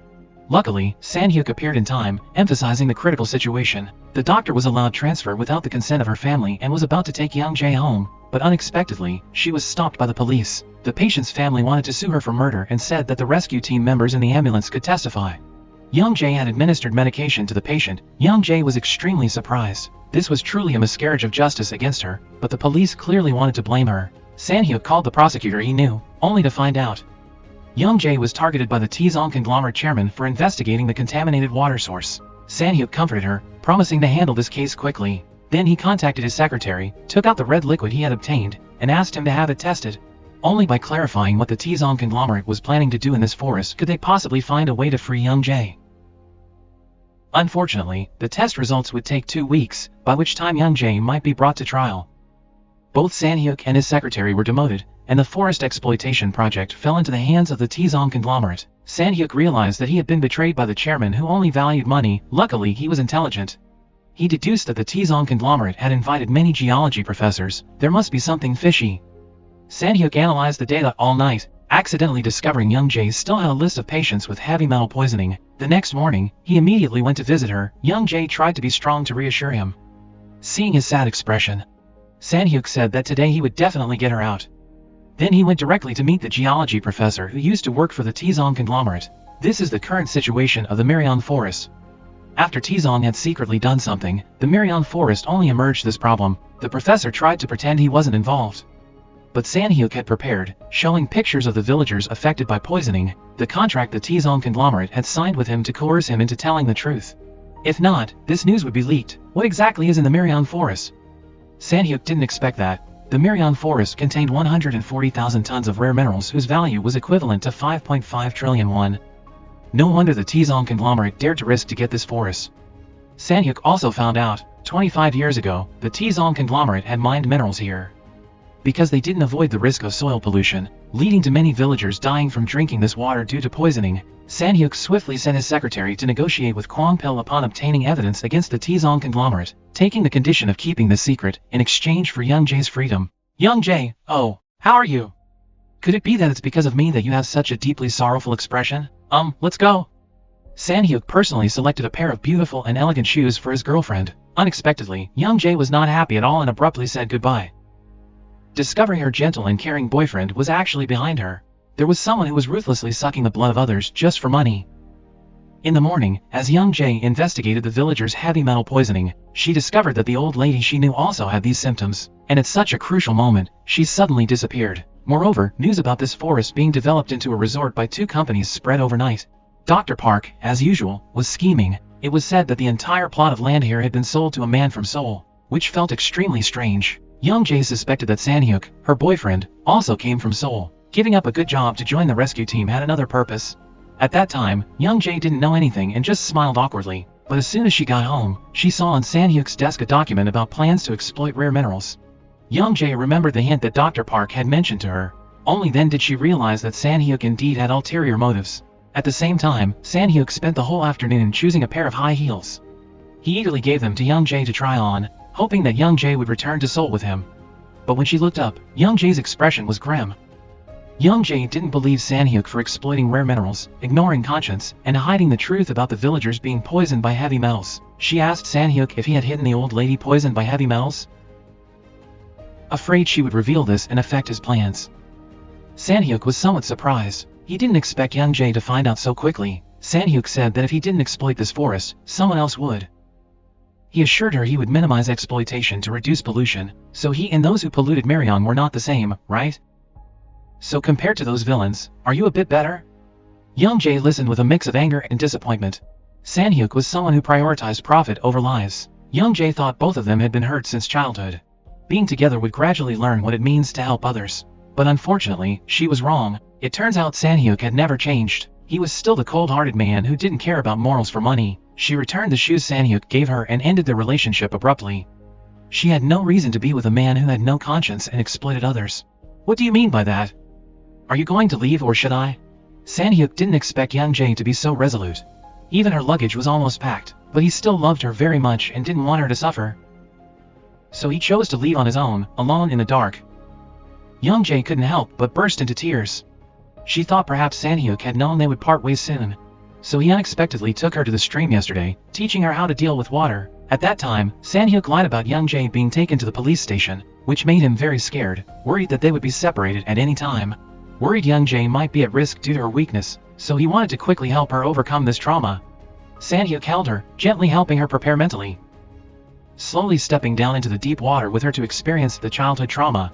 Comforting her as they walked, Young Jae, I love you, I understand now. You're important to me, I really like you. The memories from just yesterday were so happy. But now it felt like thousands of knives stabbing into her heart. Before, Sang-hyuk had promised never to deceive her again, but he still broke his word. At the same time, Sang-hyuk was still outside the gate, unable to leave, but he understood very well that he had lost a girl who always stood by his side for the sake of his own interests. She was gentle with him, healed his wounds. Sang-hyuk angrily grabbed the old man by the collar, asking him how much money he had received. And how he could burn an innocent child, only to be hit in the head by Young Mok's conspiracy. Yesterday, after Sang-hyuk and Young Jae parted ways, feeling disheartened, they suddenly received a call from the secretary. The secretary discovered from the old woman in the village that Young Mok knew Chairman Taezong and Kwang Pil. Moreover, after the fire incident 25 years ago, Young Mok, who was once poor, suddenly rose to prominence overnight, receiving a large order from the Taezong conglomerate. Even the recent forest fire was caused by his people. Everything was definitely not a coincidence, and it was highly likely that the fire 25 years ago was related to Young Mok and the Taezong conglomerate. Sang-hyuk remembered a girl being burned to death on the day the forest burned 25 years ago. Sang-hyuk and his sister were recently abandoned by their cruel mother. Sang-hyuk hated his mother to the core and, in anger, burned all her photos. Seeing the fire getting out of control, Sang-hyuk wanted to put it out, but when he turned back, he found the surroundings engulfed in smoke. Someone deliberately set the forest on fire. At that time, Young Mok ran out of the smoke, saw Sang-hyuk, and deliberately tried to pin the blame on him. In a struggle, Sang-hyuk seized the opportunity to grab Young Mok's whistle as evidence, placed it in a tree trunk, and then ran away. Unexpectedly, he heard his sister crying in the distance. Sang-hyuk rushed to save her, and both of them were surrounded by the fire as a result. Just when they were desperate, they suddenly saw two figures. Sang-hyuk tried to scream for help, but they not only refused to help, but also enjoyed recording videos, enjoying what they thought was entertainment. And among these two people, one was the chairman of the Taezong conglomerate. Help! Help us! Uncle, please help us! Help us! Help us! Please! I'm scared! It's okay, I'm here. Sang-hyuk took a risk to try to pull her out of the sea of flames, but unfortunately, they both slipped. When the rescue team arrived, they saw Sang-hyuk ignoring the fierce fire, risking his life to hold his sister's hand. It's just regrettable that in the end, his sister was engulfed in flames. Because of that, Sang-hyuk always blamed himself and suffered from agonizing remorse, forgetting about that memory. For many years, his arm still felt like it was burning. They killed my sister. Later, Sang-hyuk found his sister's simple grave. Unable to contain his heart-wrenching emotions, he vowed to seek revenge for her. First, he sought out Young Mok, thinking he would use the law to send him to prison. But Sang-hyuk was even more ruthless in Young Mok's imagination. Sending Young Mok to prison would be too lenient. Sang-hyuk's purpose was blood for blood. If Young Mok had killed his beloved sister, then Sang-hyuk would also take action against Young Mok's precious son, Choi Chong. You little brat, keep your mouth shut. I regret not being able to crush your skull right now. I could easily kill you in a cruel way, but that would be too easy for you.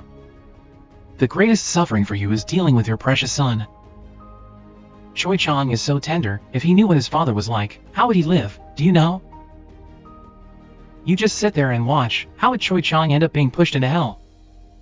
Sang-hyuk, wanting to avenge his sister's unjust death 25 years ago, pretended to reconcile with the chairman, agreeing to help him exploit a dangerous mineral vein worth 55 billion won in the Myeon forest. In order to prevent him from suspecting his true intentions, Sang-hyuk intentionally made high demands so that he would build a separate company first, transfer 50% of the shares to him, and appoint him as CEO. Initially, the chairman did not agree, but based on Sang-hyuk's reputation in the investment community, he could attract massive investment from foreign enterprises at will. In a dizzying speed, Joo-han, after some hesitation, agreed to cooperate with Sang-hyuk. From now on, Sang-hyuk will be my family. Sang-hyuk, being smart, already knew that Joo-han would suspect him, so he had someone monitor him 24/7. During the day, Sang-hyuk played the role of CEO naturally, and at night, he secretly switched places with his secretary, so that the secretary would be monitored in his place. Sang-hyuk relied on the surveillance equipment he had prepared earlier to probe the Tizong conglomerate's unethical exploitation of the forest. Sang-hyuk also spent a large sum of money to bribe insiders to reveal the truth. It drew the region's top journalists. In addition, Young Jae and colleagues wanted to rely on the media, exposing water contaminated with heavy metals. Unexpectedly, the journalists all found excuses to avoid it. Even the Environmental Protection Agency argued that their evidence was insufficient to make a big deal out of it. Young Jae knew someone higher up was covering up this matter, so Young Jae and colleagues had to take action themselves. To gauge heavy metal contamination among the people, Young Jae and colleagues conducted comprehensive tests on them, collecting water samples from each household for testing. However, there was a very strange thing, which was that the deceased were not buried as usual but chose cremation instead. Police officer Bo Mi aimed to investigate further, but the data was unexpectedly erased. Young Jae believed that someone was hiding the real cause. Moreover, it was related to the Supreme Hospital in Seoul, because the old man initially infected with heavy metals suddenly died at a hospital in Seoul, but all traces were wiped clean. Young Jae, wanting to clarify this matter, had Dr. Park pretend to be a patient from Myeon village, heading to the Supreme Hospital for treatment and evidence, while Nurse Kim distracted the two nurses on duty, so that Young Jae could search for treatment records for the old man. With the perfect coordination of the three, they finally found a loophole. All heavy metal-infected patients were brought to Seoul and given a very large dose of medicine, which appeared harmless on the surface, but in reality, it caused neurological instability and respiratory distress in patients, making sure to mask the poisoning symptoms with other phenomena. After obtaining evidence, Young Jae and colleagues immediately contacted the reporters, hoping they would expose Myeon village's heavy metal contamination, but someone beat them to it. Company A was suspected of causing heavy metal pollution for 20 years in a rural village, which surprised everyone greatly. Clearly, they knew it would affect the health of the people there, but they didn't pay attention. Because they wanted to save money, they ordered us to directly bury the waste. Joo-han, after finding out he was played by Sang-hyuk, immediately became furious. His colleague Young Mok was equally surprised. He simply thought that he lit a fire just to force the villagers to move away, never expecting harmful waste to be lurking underground. At the same time, Young Jae heard the report with astonishment. Suddenly remembering when she asked Sang-hyuk, he said he concealed the villagers' sickness from contamination, because he was afraid that this would affect his job. Isn't that right? Young Jae, can you just focus on me? Young Jae then realized she had blamed Sang-hyuk wrongly. Young Jae immediately called to apologize to Sang-hyuk, but he didn't pick up. Actually, due to the information disclosure today, it seems that I didn't sleep well, feeling tired. But after realizing that he missed Young Jae's call, he said nothing but rushed to her place. At the same time, Young Jae, unable to contact Sang-hyuk, was desperately preparing to go home. Unexpectedly, she coincidentally met Sang-hyuk coming too. This was their first meeting after breaking up, and both remained silent. Why did you come here? Oh, I just came on my own. I miss you a lot. Young Jae looked at Sang-hyuk's haggard face, feeling both touched and guilty. She sincerely apologized to him. I should have believed you from the beginning. I'm really sorry. I miss you too. Every night I think you'll suddenly come home. At that moment, they were busy expressing their feelings, unaware of the impending danger. Joo-han, because of the news reported by Sang-hyuk, became the focus of public outrage. To cover up his past actions for personal gain without regard for the people, he decided to create an even hotter news story. While Sang-hyuk and Young Jae were not paying attention, his men surrounded them in the hospital, then threw gasoline bombs into the house, wanting to eliminate both of them who had hindered their business path. Sang-hyuk and Young Jae were immediately surrounded by a sea of flames, while Young Jae was still in shock. Quick-witted, Sang-hyuk called the special rescue team, then used water to wet a towel to ensure Young Jae wasn't injured even slightly. Sang-hyuk wrapped the wet towel around her as the rescue team outside extinguished the fire. Taking a daring risk, Sang-hyuk decided to take Young-jae and jump out of the window. They narrowly escaped death, only to be startled by gunfire before fully recovering. Far away, Joo-han was holding a gun, aiming directly at the two of them as if hunting prey. In a critical moment, without considering his own life, instinctively stood in front of Young-jae. Sang-hyuk. You're hit. Sang-hyuk, Sang-hyuk. Young-jae, threatened and desperate, didn't know what to do. She tried to plead that Sang-hyuk was okay. Although the surgery was very successful, due to excessive bleeding, combined with unstable emotions, he was still in a coma. Young-jae looked at the man who was injured because of her with immense pain, but still comforted him, allowing him to sleep a little longer, to rest well. Then wake up and look at me, can you hear me clearly? The next day, Young-jae sought the hospital director's help, affirming that someone intentionally harmed them both, so she asked the director to conceal all news about Sang-hyuk at the hospital. Sang-hyuk woke up to find out that Young-jae, fearing Joo-han's revenge, had given him a fake name, even fixing all hospital records for him, and even to prevent news leaks. Prepared to take him to a safer place. For the first time, Sang-hyuk felt the sense of being protected, unable to express his emotions. A person who always relied on himself like him now had a shoulder to lean on. You can rely on me, I'll protect you, just be safe. Don't jump into the fire for me, just be safe. Promise me, okay, promise me. Clearly, they've been reported to do it just for profit, without hesitation polluting an entire village, causing the deaths of poisoned villagers, yet whitewashing themselves extraordinarily. Chairman Taesong Joo-han thought Sang-hyuk was dead by his hands. Then bribed all high-ranking officials. Falsified evidence that Myeryong village was not poisoned. News started to spread widely again. He continued his plan to exploit the 55 billion won or pit, unaware that Sang-hyuk was still alive. Sang-hyuk knew that Joo-han had used a scheme to escape trouble, so he devised a plan to prevent him from getting away with it. Not yet fully healed, Sang-hyuk rushed out of the hospital, realizing, initially, Joo-han had sponsored the rescue team, only to cover up where he had buried the waste. He appeared before the rescue team with his real identity, excavating the rescue team's construction site for evidence. Sang-hyuk also discovered that many members of the rescue team were paralyzed due to poisoning. Issues emerged during the rescue that required attention, and the team leader often felt uncomfortable, not from alcohol poisoning, but from water contamination. In addition, Choi Chang accidentally heard 25 years ago that his father had colluded with Taesong Group, just for money, intentionally causing Sang-hyuk's sister to die in a fire. He couldn't believe his own father prioritized profit over everything else. And the other side, knowing he had been diagnosed with terminal cancer not long before, hadn't much time left to live. Choi Chang understood in his heart. Initially his father did it to earn more to provide for his son entering this path. My fault, Dad. Sorry, I'm sorry, I'm sorry. Choi Chang sought out Sang-hyuk, constantly apologizing. He didn't expect forgiveness from Sang-hyuk, just wanted to apologize on behalf of his misguided father. Don't easily utter the two words forgive me, let the aggrieved party speak.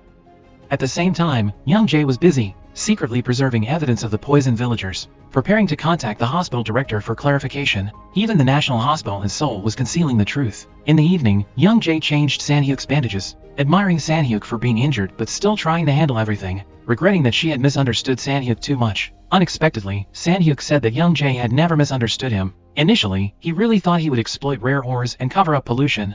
Until now, he wanted to overthrow Joo-han mainly to avenge his deceased sister. He wasn't as great as Young-jae imagined. If carefully observed, Sang-hyuk, a person like him, truly only cared about himself. At the same time, Joo-han realized his mining plan was in trouble. Immediately realizing that Sang-hyuk wasn't dead, but this time, he wasn't surprised. Because he still had an important card in his hand, Young-jae. Before, Young-jae had agreed with Kwang-pil to lead the rescue team. He had requested to borrow her stamp. But now she couldn't contact him. Sang-hyuk knew this was becoming increasingly tense. They would definitely use Young-jae's stamp, then blame her for no reason, forcing her to take the fall.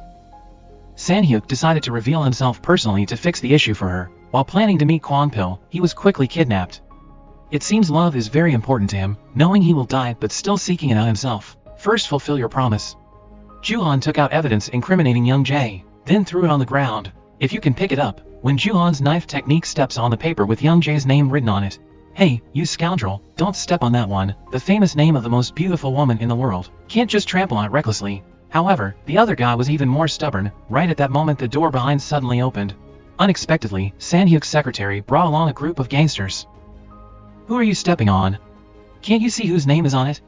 The lackeys still swaggered, but when they saw the boss step in, and witnessed him bowing to Sang-hyuk, they momentarily froze. Following his instructions, they saw Sang-hyuk close his eyes. "What's going on out there?" Yes, the lackeys were immediately taken away. Then it was just Sang-hyuk and Chairman Joo-han. He recounted how he had set fire to the forest, leading to his sister being burned to death in the blaze. This crime is unforgivable, and his sinister smile cannot be forgotten. Seeing him and his sister playing in the midst of life and death without rescuing them, Sang-hyuk angrily hit him until his face was disfigured, swearing to make him live worse than death. Living in torment no different from hell. With this fist, for my sister. The next day, the video footage of Joo-han setting fire to the hospital was reported. Receiving countless criticisms from the public, he still believed he could whitewash himself, arrogantly stating he'd hand it to the police for investigation. In court, many citizens actively testified. Joo-han's desire to exploit the ore mine, causing the entire village to be contaminated with heavy metals, was illegal. Even his right-hand man turned against him at the last minute. Many opportunists at the scene claimed Joo-han's innocence, which was a pity. At a crucial moment, one of his accomplices from 25 years ago stood up to testify. Seung Woo revealed the truth: the arson in the forest 25 years ago. It was Joo-han who had coerced him into doing it, leading to Sang-hyuk's sister's unjust death. Oh my god! Seung Woo, in an attempt to atone for his unforgivable sins, revealed that Joo-han had a secret that few knew, that he enjoyed recording videos as souvenirs. Moreover, Seung Woo had previously worked as his office manager, submitting all the secret documents he had to the prosecutor's office, helping the police collect a lot of video footage. The images that appeared in the video astonished everyone. Quickly take a look. It's not wrong to turn back, the impoverished villages and the disappearing children. It feels right, doesn't it?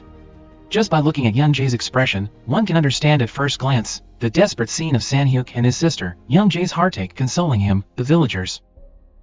Everyone wanted to tear him apart immediately. Finally, these videos were enough to send Joo-han to jail. Although he had power, there were many ways for him to save himself. But Sang-hyuk also had his tricks. As long as he went to jail, he would find thousands and tens of thousands of ways to keep him in jail. You can try it, I'll follow you all my life. Suddenly knowing that 20 years ago his parents wanted to kill him, how does it actually feel to want to save yourself? One day, Young Jae's foster father brought photos of her family's suicide that year. Guess when the car fell into the lake? Young Jae's parents probably wanted her to live in the end, inviting her to try to open the car window with her hands. If her foster father hadn't come to save Young Jae, she would have drowned to death long ago. Moreover, in the photos, both of her parents' hands were scratched by the glass. After hearing everything, Young Jae still felt doubtful. Initially, she clearly felt her parents holding her legs tightly, as if they wanted her to die with them. So she had resented them for over 20 years, but her foster father believed the truth was not like that at all. No parents would cruelly want to kill their child like that. Suddenly driving straight into the water, but seeing his beloved daughter about to suffocate, he immediately doubted what he was doing. So because of saving his daughter, they used all their strength to open the window. Because they wanted to get her out of the car, they pulled her back. Young Jae, even though they temporarily did something wrong, they wanted to save you. Young Jae couldn't accept that she had misunderstood her parents for over 20 years. She retreated to her room, and when she calmed down, she saw the evidence that her parents wanted to save her. Finally, unable to hold back anymore, she cried in pain.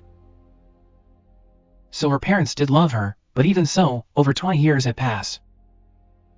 She still couldn't forgive them for their suicide. However, Young Jae now has something to say. Mom, Dad, in the next life, let me be the parent. As the mother of both of you, no matter how painful it is, I won't give up. I'll always be by your side. I'll spend my whole life telling you. Young Jae took her first step into the deep water she had always feared, immersing herself in the water because of the childhood trauma. She trembled with fear in the water, as if she was going back 25 years, but this time it was different. Young Jae remembered how Sang-hyuk had taught her to treat herself like a ball. Curl up her body, slowly release, gradually float to the surface, and then become a leaf. Relaxing all limbs, drifting with the current, this time, Young Jae finally overcame the towering wall in front of her, successfully swimming in the water, feeling like she had saved herself. At the same time, Sang-hyuk returned home to find her gone. After calling her foster father and finding out where she was, he hurried into the forest to search for her. Surprisingly, he was amazed to find that Young Jae had overcome her fear of water on her own. Young Jae? Young Jae! He happily ran towards her. I've saved myself. Thank goodness I found you. Yes, Young Jae, you're that kind of person. Now, save me. I love you, and you love me too. With Spring overcoming revenge, Sang-hyuk no longer acts as a CEO but stays with the rescue team. He establishes a charitable hospital named after his sister for the rescue team and the people. Seung Woo, wanting to atone, and also for his son, to live on, donates all his assets to restore the forest area and sponsor the rescue team. Young Jae regains the feeling of becoming a psychiatrist. Being able to study what she wants, truly happy. Well done, as long as you're happy, I'm happy too. Right, the only downside is that Young Jae is too busy. Sang-hyuk only gets to see her on Sundays. Oh my, seriously, weirdo, come here, hurry up, is this real? I'm kidding, just kidding. Really? Alright, the movie ends here.